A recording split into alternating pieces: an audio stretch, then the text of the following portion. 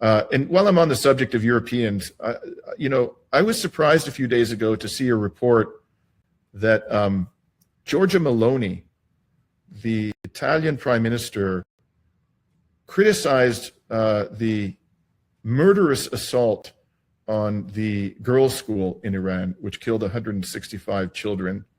And by all indications, I think that was an intentional strike. I believe this, it's not my theory. Others have articulated this point of view, that this was done intentionally because those girls were the children of soldiers in the Islamic Revolutionary Guard Corps. And so on the very first day, they hit it twice, not once, but twice with a Tomahawk missile. And with their extraordinary ISR capabilities, they could easily have determined that this was a school. They could easily have seen from the sky that there were children there. And they did it intentionally to send a message to the Iranian military that if after we murder your leader, you don't capitulate, we're going to murder your children, which is exactly what they've proceeded to do. So Meloni surprisingly criticized this publicly. I thought, what's going on here? Because Meloni is one of the worst vassals of Washington in Europe, apparently a favorite of the Donald.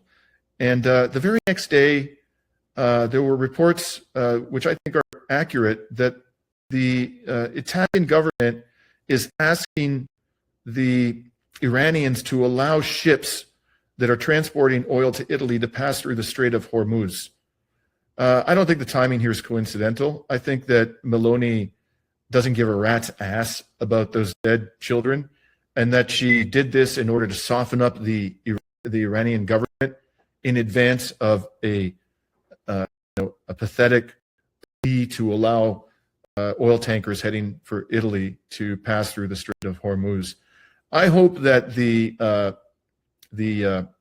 Iranian government has the good sense to tell her to get stuffed.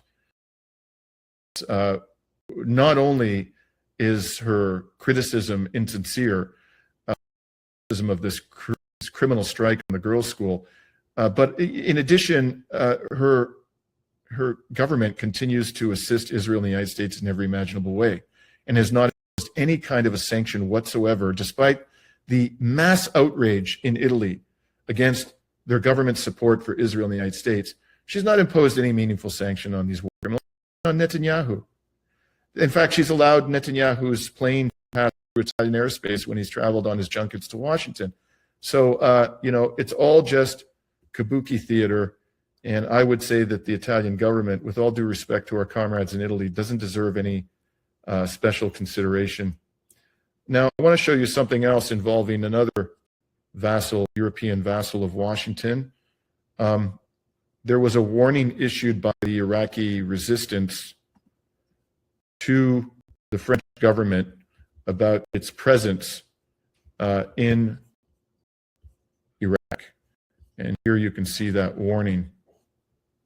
The Islamic resistance in Iraq, Ashab al-Kaf, in the name of Allah, the subduer of the arrogant, after the arrival of the French aircraft carrying the area of operations of the U.S. Central Command and its involvement in operations, we announce starting tonight that all French interests in Iraq and the region will be under target fire. Therefore, we call upon our brothers in the security force to stay away from the square that houses a French force at the K1 base by a distance of 500 meters for the sake of their safety. Apparently, the warning was not heeded because this sniveling little cretin had to admit that a French officer was killed in a report that came out yesterday. Apparently, Macron did not take this warning seriously,